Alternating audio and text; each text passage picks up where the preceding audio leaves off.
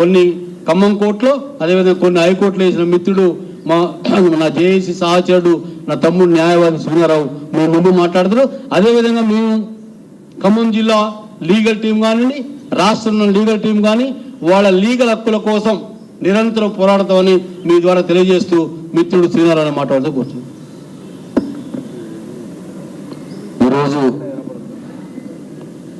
వెలుగుమట్ల భూబాధితుల విషయాన్ని, ఆ సమస్యని రాష్ట్ర స్థాయిలో ప్రచారం చేసి ఆ ప్రజలకు అండగా ఉంటున్నటువంటి మీడియా మిత్రులందరికీ అభినందనలు, ధన్యవాదాలు. ఇవాళ చాలా బాధాకరమైనటువంటి సందర్భం. మీ అందరూ తెలుసు, వెలుగుమట్ల ఊర్లో సుమారు వేలాది మంది రెవెన్యూ యంత్రాంగం, పోలీసు యంత్రాంగం, మున్సిపాలిటీ వాళ్ళు ఎవరి ఆదేశాలు లేకుండా ఏకపక్షంగా వెలుగుమట్ల గ్రామాన్ని చీకటిమయం చేసినటువంటి ఈ రాష్ట్ర ప్రభుత్వం పైన వెంటనే చర్య తీసుకోవాలని, సిబిసిఐడి చేత విచారణ జరిపించాలని హైకోర్టు ఉన్నత న్యాయస్థానం సుమోటోగా తీసుకొని బాధితులకు న్యాయం చేయాలని ఈ సందర్భంగా డిమాండ్ చేస్తున్నాం. మిత్రులారా, వెలుగుమట్టలో గ్రామంలో సుమారు 1885 మందికి 2014లో ప్రభుత్వం, ఆనాటి ప్రభుత్వం భూదాన యజ్ఞ బోర్డు ద్వారా వాళ్ళందరికీ ప్రొసీడింగ్ ఆర్డర్స్ ఏప్రిల్ 21, 2014న ప్రొసీడింగ్ ఆర్డర్స్ ఇవ్వడం జరిగింది. ఈ ప్రొసీడింగ్ ఆర్డర్స్ ఇవ్వడానికంటే ముందు అనేక సంవత్సరాల నుంచి ఖమ్మంలో వివిధ షాపులలో, హోటళ్లలో కూలి పని చేసుకుంటూ రెక్కాడితే డొక్కాడని ప్రజలు అక్కడ ఆ వెలుగుమట్ల అనేది అడవి, ఆ గుట్ట, ఆ చెట్లని, గుట్లని, ముళ్ళ కంపెనీ సాగు చేసుకొని సరి చేసుకొని 2014 వరకు ఉంటే అక్కడ భూదాన యజ్ఞ బోర్డు వాళ్ళకి అప్లికేషన్ పెట్టుకుంటే వాళ్ళు విచారణ చేసి ఆనాటి చైర్మన్ గౌరవనీయులు పెద్దలు రాజేందర్ రెడ్డి గారు వాళ్ళకి ఇచ్చినటువంటి ప్రొసీడింగ్ ఆర్డర్స్ మిత్రులారు. ఈ ప్రొసీడింగ్ ఆర్డర్స్ని తీసుకొని అనేక సంవత్సరాలుగా అక్కడ జీవిస్తున్నటువంటి ప్రజలు వాళ్ళకి ఎలాంటి సౌకర్యాలని కల్పించలేనటువంటి పరిస్థితుల్లో 2017లో వాళ్ళు 2017లో హైకోర్టును ఆశ్రయించడం జరిగింది మిత్రులారు. 2017లో సర్వే నెంబర్ 147, 148, 149లో ఉన్నటువంటి భూదాన బోర్డుకు సంబంధించినటువంటి 62 ఎకరాల 7 గుంటల భూమికి సంబంధించి ఇక్కడ అనేక సంవత్సరాలుగా మేము జీవిస్తున్నాం, మాకు ఎలాంటి సౌకర్యాలు లేవు, రెవెన్యూ వాళ్ళు, రెవెన్యూ వాళ్ళు మిగిలినటువంటి యంత్రాంగం వచ్చి మమ్మల్ని బెదిరిస్తున్నారు, ఖాళీ చేయమంటారని చెప్పేసి హైకోర్టు వారిని 2017లో వేడుకుంటే ఆ 2017లో హైకోర్టు వారు నాట్ టు ఎవిక్ట్ అయినటువంటి ఆర్డర్ ఇవ్వడం జరుగుతున్నారు. ఆ ప్రదేశంలో పేద ప్రజల్ని ఖాళీ చేయించొద్దు, అది భూదాన యజ్ఞ బోర్డు భూమి, ఆ పేద ప్రజలకే చెందాలా, వాళ్ళెవరిని ఖాళీ చేయించొద్దు అని చెప్పేసి 2017లో హైకోర్టు వారు ఆదేశాలు ఇచ్చారు. ఆ తర్వాత 2000 మరలా అనేక సందర్భాల్లో రెవెన్యూ, పోలీస్ యంత్రాంగం వెంట పెడతా ఉంటే, ఖాళీ చేయాలని చెప్పేసి ఇబ్బంది పెడతా ఉంటే 2019లో హైకోర్టుకు వెళితే హైకోర్టు వారు ఇది భూదాన బోర్డు సంబంధించిన భూమి, 62 ఎకరాల 7 గుంటల భూమి భూదాన బోర్డు భూమి, ఈ భూమిలోకి రెవెన్యూ కానీ పోలీసు కానీ అడుగు పెట్టడానికి వీలు లేదు అని చెప్పి స్పష్టమైనటువంటి ఆదేశాలు హైకోర్టు నుంచి రావడం జరిగింది మిత్రులారా. ఇవాళ ఇవన్నీ వాళ్ళకి చట్టపరంగా, న్యాయపరంగా ఉన్నతమైనటువంటి న్యాయస్థానం ఇచ్చినటువంటి ఆదేశాలు.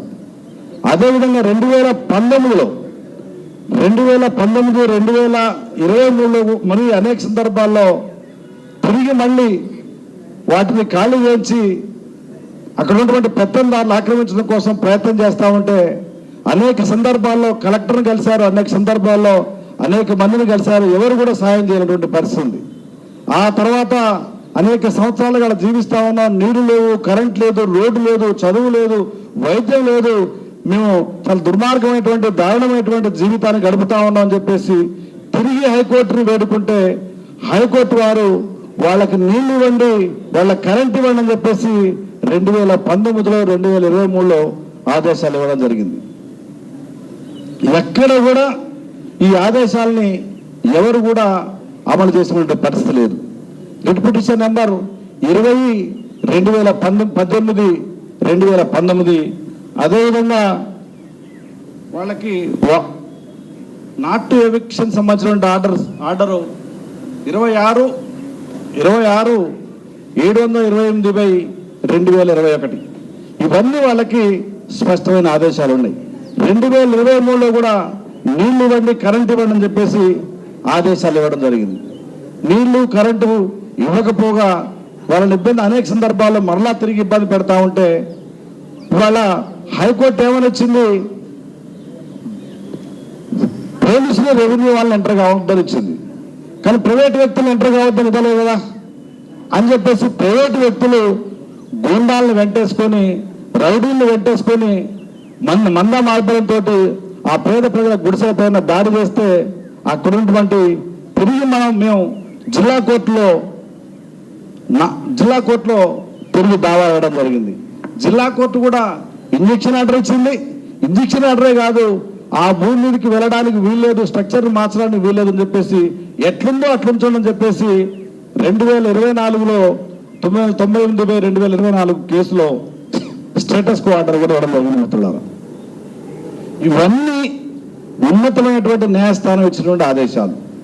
వీటి రేటుని కూడా లెక్క చేయకుండా, అవి ఏవి కూడా పట్టించుకోకుండా వాటన్నిటినీ ఉల్లంఘించి 17 ఫిబ్రవరి 2026లో CCLA chief commissioner of land equation నుంచి మాకు లెటర్ వచ్చిందని చెప్పేసి 17/2/2024లో లెటర్ వచ్చిందని చెప్పేసి ఆ లెటర్ని దాంట్లో చాలా స్పష్టంగా 333 మందికి ఆ లెటర్ను పంపియండి అని చెప్పేసి దాంట్లో ఉంది.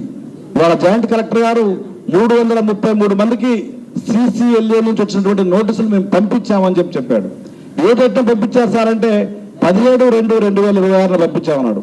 17/2/2026లో పంపించి కూర్చున్నప్పుడు 24వ తారీఖు కూర్చారు మిత్రులారా. అంటే ఇవాళ ఎట్లా పంపించారు సార్ అంటే స్పీడ్ పోస్ట్లో పంపించామన్నాడు. స్పీడ్ పోస్ట్లో పంపిస్తే 303 మందిలో ఒక ముగ్గురు కూడా నోటీస్ అందలేదు మిత్రులారా. CCLA వచ్చినటువంటి నోటీసులు ముగ్గురు కూడా అందలేదు. సార్ మీకు అందినట్టు ఏమైనా లెటర్ ఉందా, ఎక్నాలజ్మెంట్ ఉందా, ముట్టినట్టు ఏమైనా ఆధారాలు ఉన్నాయా అంటే లేవు. మరి ముట్టినట్టు ఆధారాలు లేవు, ముట్టినట్టు చెప్తా ఉన్నారు, ఎట్ట చెప్తా ఉన్నారంటే దానికి సమాధానం లేవు. ఇవాళ నిర్దాక్షిణ్యంగా 24వ తారీఖు ఫిబ్రవరిన వాళ్ళు 10 సంవత్సరాల నుంచి సంవత్సరానికి ఒక సంవత్సరం ప్రహరీ, ఒక సంవత్సరం గోడలు, ఒక సంవత్సరం ఇటుక, ఒక సంవత్సరం రేకులు, సంవత్సరానికి ఒకసారి చిన్నగా డెవలప్ చేసుకుంటున్నటువంటి ఆ ఇంటిని నేలమట్టం చేసినటువంటి పరిస్థితి, నేలమట్టం చేశారు. ఇవాళ ఈ చట్టాలు ఇవన్నీ ఉన్నప్పటికీ ఎందుకు నేలమట్టం చేశారని ఇవాళ వాళ్ళు చెప్పవలసిన అవసరం ఉంది. ఎక్కడ కూడా ఏ చట్టం కూడా వాళ్ళకి అనుకూలంగా లేదు. ఏ హైకోర్టు కూడా వాళ్ళకి ఇయ్యలే, జిల్లా కోర్టు కూడా వారికి అనుకూలమైన ఆదేశాలు ఇవ్వలే. కోర్టు ఆదేశాలని ధిక్కరించి అక్కడ ఉన్నటువంటి పేద ప్రజల ఇళ్లను మొత్తం ధ్వంసం చేశారు. నిజంగా ఒక అభివృద్ధి కార్యక్రమం కోసం పేద ప్రజల ఇండ్లోనో లేదా ప్రభుత్వ స్థలాల్లో తీసుకుంటే ఇబ్బంది లేదు.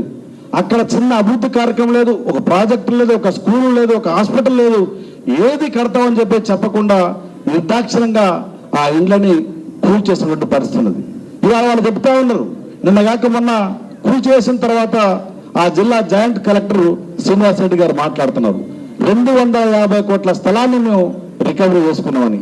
250 కోట్ల స్థలాన్ని రికవరీ చేసుకున్నాం మేము అని చెప్పేసి. అంటే ఇవాళ పేద ప్రజలు ఒక మంచి స్థలంలో ఉండడానికి వీలు లేదని చెప్పేసి చెబుతున్నటువంటి పరిస్థితి ఉంది. ఇవాళ 32 ఎకరాల 7 గుంటల భూదాన భూమిని మేము స్వాధీనం చేసుకున్నామని చెప్తున్నారు. నిజంగా ఇవాళ నిన్నగాక మొన్న టీవీ ఛానల్లో మన రాజేందర్ రెడ్డి గారు మాట్లాడారు. భూదాన కమిటీ చైర్మన్ మాజీ చైర్మన్ రాజేందర్ రెడ్డి గారు మాట్లాడారు. ఏం మాట్లాడారు? ఆనాడు మేము పంచిన భూమి 1895 ప్రొసీడింగ్ ఆర్డర్స్ 62 ఎకరాల 7 గుంటల్లో మేము ఇచ్చాము అని చెప్పేసి చాలా స్పష్టంగా రాజేందర్ రెడ్డి గారు చెప్పడం జరిగింది. ఇవాళ మీరు రికవరీ చేసుకుంది 32 ఎకరాల భూమి. మరి 30 ఎకరాల భూమి ఎడిపోయిందో ఇవాళ అధికారులు, ఉన్నత స్థాయి అధికారులు, కలెక్టర్ గారు, అక్కడ ఉన్నటువంటి మంత్రులు ఇవాళ బహిరంగపరచవలసిన అవసరం ఉంది. అందుకే ఇవాళ ఈ సందర్భంగా మేము డిమాండ్ చేస్తా ఉన్నాం, 62 ఎకరాల భూమిలో 32 ఎకరాలు స్వాధీనం చేసుకుంటే మిగిలిన 32 ఎకరాలు ఎడిపోయిందో సిబిసిఐడి ద్వారా దర్యాప్తు చేయించాలని చెప్పేసి ఈ సందర్భంగా మేము డిమాండ్ చేస్తా ఉన్నాం. అదేవిధంగా ఉన్నతమైనటువంటి న్యాయస్థానం ఇచ్చినటువంటి ఆదేశాలు వాటన్నిటినీ ధిక్కరించి ఏదైతే ప్రజల ఇళ్లను కూల్చారో వాళ్ళందరిపైన కంటెంప్ట్ ఆఫ్ కోర్టు కింద సుమోటోగా హైకోర్టు తీసుకోవాలని చెప్పేసి మేము విజ్ఞప్తి చేస్తా ఉన్నాం. ఏదైతే ఇప్పుడే జాయింట్ కలెక్టర్ గారు మాట్లాడుతూ ఉన్నారు 62 ఎకరాల భూమి కాదు 32 ఎకరాల భూమి అని. ఇవాళ వాళ్ళు ఇచ్చిన పాణిలోనే భూదాన బోర్డు భూమి వినోబాబు గారు పేరుతో పట్టా ఉన్నటువంటి భూమి 62 ఎకరాల 7 గుంటలు అని చెప్పేసి వాళ్ళు ఇచ్చిన వాళ్ళు ఇచ్చిన పాణి నకల్లోనే 62 ఎకరాల 7 గుంటలు అని చెప్పేసి ఉన్నటువంటి పరిస్థితి. అంటే ఇవాళ ఎవరి ప్రయోజనం కోసం ఇవాళ ఇల్లు కూలగొట్టారు, ఎవరి ప్రయోజనం కోసం 32 ఎకరాల 7 గుంటలకు సంబంధించిన భూమిని ఇప్పటికీ లేదు అని చెప్పేసి చెప్తా ఉన్నారో అధికారులు చెప్పాలని ఈ సందర్భంగా డిమాండ్ చేస్తా ఉన్నాం.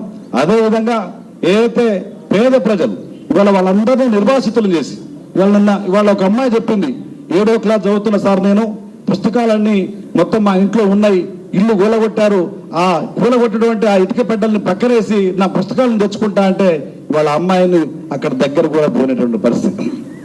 నెల 15 రోజుల పసిపిల్ల నెల 15 రోజుల పసిపిల్ల ఇవాళ నిర్వాసిత శిబిరంలో ఉంది.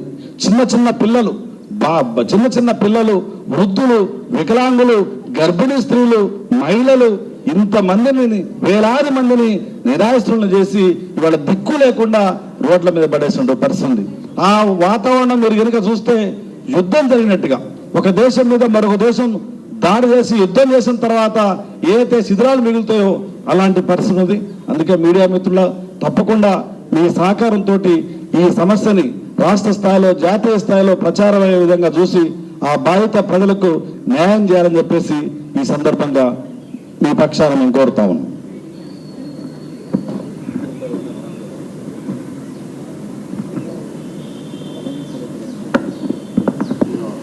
ముందుగా